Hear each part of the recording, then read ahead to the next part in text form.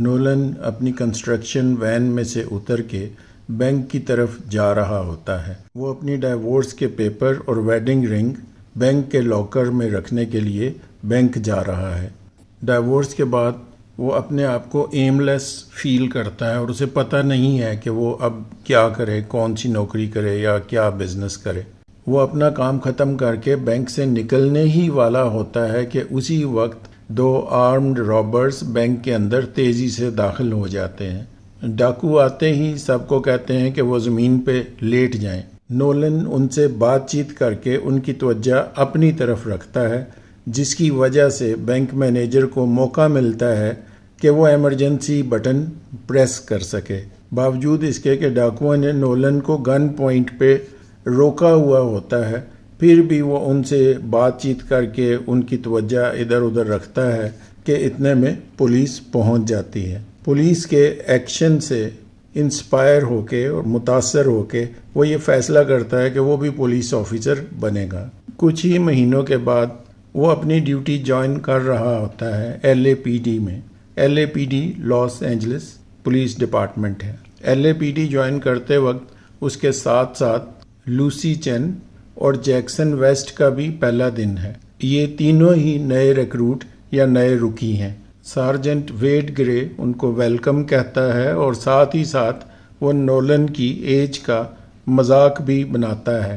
Nolan کی age کافی زیادہ ہے کیونکہ انہیں پہلے کنسٹرکشن انڈسٹری میں بھی کام کیا ہے، اور امریکہ کے قانون کے مطابق وہاں پہ پولیس میں بھرتی کے لیے عمر کی کوئی زیادہ سے زیادہ عمر کی حد مقرر نہیں ہے۔ تینوں نئے رکیز کو ایک ایکسپیرینسڈ آفیسر کے ساتھ اسائن کر دیا جاتا ہے تاکہ وہ فیلڈ ورک سیکھ سکیں۔ نولن کی ڈیوٹی تالیہ بشپ کے ساتھ، چین کی ڈیوٹی ٹم بریڈ فورڈ کے ساتھ اور ویسٹ کی ڈیوٹی اینجلا لوپز کے ساتھ لگا دی جاتی ہے۔ نولن اور بشپ ایک ڈومیسٹک وائلنس کی کال اٹینڈ کرنے جاتے ہیں اور وہاں دیکھتے ہیں کہ ایک بڑا سا آدمی اور اس کی ایک نسبتاً چھوٹے قد کی بیوی ہوتی ہے وہاں پہ۔ یہ دونوں آفیسرز دونوں سے الگ الگ سوال جواب کر کے سچویشن کا اندازہ لگانے کی کوشش کرتے ہیں اور یہ اندازہ لگاتے ہیں کہ آدمی ہی اصل میں بیوی کو ایبیوز کر رہا تھا یا مار رہا تھا یا تنگ کر رہا تھا۔ خیر وہ ان کو اسی طرح چھوڑ کے آ جاتے ہیں، لیکن ان کو پتہ ہوتا ہے کہ یہ لڑے بغیر رہ نہیں سکیں گے اور پھر دوبارہ کسی وقت لڑائی کریں گے۔ ان کا خیال بالکل صحیح ثابت ہوتا ہے۔ اس کے بعد ان کو پھر ایک کال ملتی ہے اور جب وہ جا کے دیکھتے ہیں تو بیوی نے اپنے ہسبینڈ کو چاقو مار دیا ہوتا ہے اور اس کے ہسبینڈ کی ڈیتھ واقع ہو چکی ہوتی۔ ان کے ڈیوٹی کے پہلے دن جو دوسری کال ان کو ملتی ہے وہ ایک ایسے بندے کے بارے میں ہوتی ہے جو کاریں توڑ رہا ہوتا ہے۔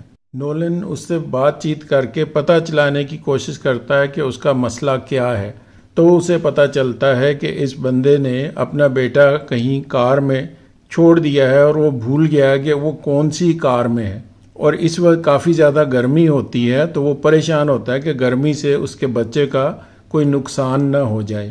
سارے پولیس والے ادھر ادھر پھیل جاتے ہیں اور کاروں میں بچے کو تلاش کرنے لگتے ہیں۔ اتفاقاً نولن کو ہی وہ کار مل جاتی ہے جس میں وہ بچہ بیٹھا ہوا ہوتا ہے۔ نولن اس لاکڈ کار کا شیشہ توڑنے کے لیے اپنے ڈنڈے کا استعمال کرتا ہے اور بار بار ڈنڈا مارتا ہے لیکن اس کا شیشہ نہیں ٹوٹتا۔ اتنے میں بشپ آتی ہے جو کہ اس کی سینئر آفیسر ہے جس کے ساتھ اس کی ڈیوٹی لگائی گئی ہے، اور وہ صحیح والا ٹول استعمال کرتی ہے جو شیشہ توڑنے کے لیے پولیس کو دیا جاتا ہے، اور اس طرح بحفاظت وہ اس بچے کو گاڑی سے نکال لیتے ہیں۔ شفٹ ختم ہونے کے بعد یہ تینوں بیٹھ کے بیئر پیتے ہیں اور اس کے بعد اپنے اپنے گھر چلے جاتے ہیں۔ گھر پہنچنے پہ پتہ چلتا ہے کہ نولن اور چین بھی ایک پولیس آفیسر ہے، یہ دونوں ڈیٹ کر رہے ہوتے ہیں اور اپنے باقی کولیگز سے انہوں نے اپنا یہ افیئر خفیہ رکھا ہوا ہوتا ہے۔ یہ افیئر خفیہ رکھنے کی ایک وجہ یہ بھی ہے کہ پولیس کے قانون کے مطابق پولیس آفیسرز آپس میں ڈیٹ نہیں کر سکتے۔ ان کی ڈیوٹی کے دوسرے دن پولیس ایک خطرناک آدمی کی تلاش کر رہی ہوتی ہے۔ بریڈ فورڈ اور چین اس آدمی کو تلاش کر لیتے ہیں پر وہ تلاش کرتے ہی ان پہ فائرنگ شروع کر دیتا ہے۔ بریڈ فورڈ کو ایک گولی لگتی ہے، چین اس کو مدد کرنے کی کوشش کرتی ہے۔ لوپیز اور ویسٹ وہ بھی سین پہ پہنچ جاتے ہیں۔ ویسٹ کی سین پہ پریزنس کچھ خاص فائدہ مند ثابت نہیں ہوتی کیونکہ وہ فائرنگ کے شور سے فریز ہو جاتا ہے، لگتا ہے اس کا کوئی سائیکولوجیکل پرابلم ہے۔ یہ سسپیکٹس موقع سے فرار ہونے ہی والے ہوتے ہیں کہ بشپ اور نولن کی گاڑی وہاں پہنچ جاتی ہے۔ یہ اپنی گاڑی کرمنلز کی گاڑی سے ٹکرا دیتے ہیں۔ ان میں سے ایک بندہ جو ہے وہ اتر کے بھاگ جاتا ہے اور نولن اس کے پیچھے دوڑ لگا دیتا ہے، جبکہ دوسرے بندے کے لیے وہ سوچتا ہے کہ بشپ اس کو پکڑ لے گی۔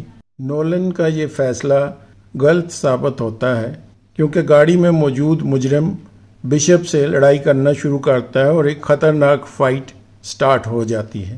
اس فائٹ میں یقیناً بشپ کو نولن کی ضرورت ہوتی ہے، لیکن وہاں پہ وہ اس کو ہیلپ کرانے کی بجائے وہ دوسرے کرمنل کے پیچھے دوڑ رہا ہوتا ہے اور اس کے پیچھے جا چکا ہوتا ہے۔ نولن جس ملزم کے پیچھے دوڑ رہا ہوتا ہے وہ راستے میں سے ایک عورت کو پکڑ کے اس کے گلے پہ چاقو رکھ دیتا ہے۔ نولن اس سے نیگوشیٹ کرنے کی کوشش کرتا ہے اور اس کی توجہ تھوڑی سی اپنی باتوں سے ہٹا کے اس کی ٹانگ پہ گولی چلا دیتا ہے۔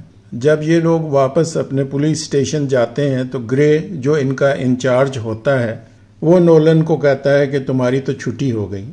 اس کی وجہ یہ ہے کہ تم نے اپنے پارٹنر کو اکیلا چھوڑ دیا۔